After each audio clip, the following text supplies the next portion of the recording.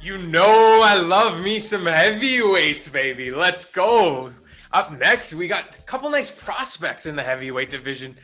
Fight I'm really looking forward to. So first off, we got Justin Tafa. He comes in 4-1 record.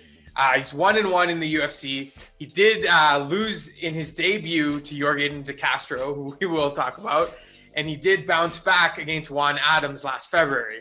This guy seems to have a lot of knockout power. Just going through all of his fights, very rarely does he go the distance. He does like to finish his fights. Mm-hmm. On the flip side, we have Carlos Felipe, 9-1 record, also 1-1 in the UFC. He lost his debut to Sergei Spivak and then bounced back and beat Yorgan De Castro, who seems to be the punching bag in this division. I'm just playing. But, one thing that also stood out on the flip side to me for Felipe is that most of his fights go the distance. He's not somebody who really, utilizes that knockout power, but more takes his fighters to the distance. So, when I was looking at Tafa, I'm like, oh, we're definitely taking this fight to not go the distance. But now I'm kind of questioning that. What do you see here, man? That's a great stomach you got there. So I will say, Felipe is one of those guys that I would say, as if I were you, as that like extreme better, this would be your really close NBA matchup. Let's go even with NFL, where you might even consider a road team, but it's just everything's too close. You don't know, right? This is one of those situations where, as a heavyweight, the way he fights, it's crazy to see him kind of land at the accuracy and pace that he does. He kind of talks a lot in there. He's one of those kinds of guys, and he seems to enjoy the pace. Spivak, we've seen what he can do against really good fighters. So, that loss is very, very credible. I think he's very underrated, man. I think that the talking and stuff like that kind of got him a bad rap in the early going there, but with Tafa, this is more of a really, really fun fight for me. Like, I'm really excited. I watched his fights in the UFC. I really like his calmness, and this was the name I wanted to drop on you, but tell me this man is not the second coming of Mark Hunt. Come on. Yo, bro, this is not a racial thing. Like, this man is Mark Hunt. Like, you watch him fight, it's just like, he must idolize this man. Like, this is Mark Hunt Jr. I will put money on this man. You know what? He might have even said something about him in a post fight. We'll see. But I'm fairly confident that this man is a big fight fan. So there's a quick thing I want to analyze about his two fights, right? And this is like a learning process as an MMA fighter. And I don't know if this was like ring IQ, as they say in boxing. But if you look at his two fights, the fight he lost against Yorgan Castro, he actually had him on his back foot and rushed in. And what happened was, when he rushed in to try and throw his big punch, he came over the top. Yorgan Castro kind of went backwards and just landed this massive, bro, wide open chin, massive boom, flatline this man. So I have to say he learned from this mistake, because guess what happened, homeboy? Guess what happened? He goes up against Juan Adams and, exact same situation. Gets this guy to his back foot, is about to go against the fence, but our boy Marky Hunt Jr., guess what? Mr. Learned Ring IQ took his time, kind of just did this little quick jab, landed a punch. Bro, this man just came back and landed a quick uppercut, flatlined this man to a level where I was like, jammed out. Did he walk away like Marky Hunt? Maybe I'm just daydreaming now, but the resemblance is uncanny to me. That's so good. I love the comparison. And let's hope he's kind of learned from it. And it looks like he has, given his, that recency bias. So, in terms of lines, who do you see as the favorite here? Yeah, so it's hard to ignore everything you brought up about Felipe, right? I think you can see holes in Tafa's game. It's not that I just didn't point out a way he'd improved on in exactly, similar situation. But for me, I do think that Felipe deserves the edge here. Not by much.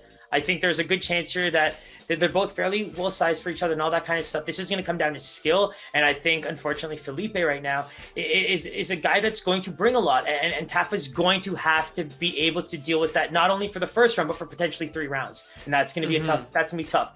I think I'm actually low on my number here, but I might even increase it on the fly. I'll tell you my original number later, but I'm going to actually go with a minus 160 here for Felipe. I am glad you bumped it, because it got you right into the range to hear that sound again for sure. He is a minus 190 favorite. Ooh, wow. So you're going to laugh at my I just missed, man. My original line was minus 135. Can you believe that? Oh, wow. Yeah. Oh, way to adapt on the fly there, for sure. Yeah. Convince myself of something, right? Hey, man, talking things out loud always works, man. Yeah. Like we said, right? How How many heads to beat Vegas pies? How many heads to beat Vegas? As many as you as many as possible. Oh, you got it. So yeah, he does come in at that minus 190. The thing that actually stood out to me, if we were leaning Felipe, is to take him by decision. That's actually plus 225, man. Yeah, they must. That is a lot. Yeah, heavyweight knockout power, right? It just dictates so much, man. You go and watch this kid's fights. It's like he gets knocked out a lot and he knocks out a lot. So at the end of the day, what does that mean? If he gets touched up a little bit, is he going to be able to sneak in a submission in the third round? These are the kind of things you don't want to play with a guy like Felipe. That's where I think his skill might lie. Third round, we don't know what we'd expect from a guy like Tafa. As much as I want to see a very competitive fight for 3 rounds, I can't give him the same bump I can give Felipe, right? We've seen it. Yeah, absolutely. And one thing you've kind of taught me in this heavyweight, division is that if that knockout doesn't come in the first 2.5 minutes, it's likely not coming.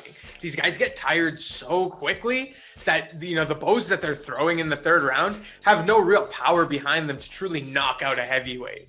You brought up that's like gospel to me, man. Like, think about the fight between Joaquin Castro and Greg Hardy, man. That to me was I hated that.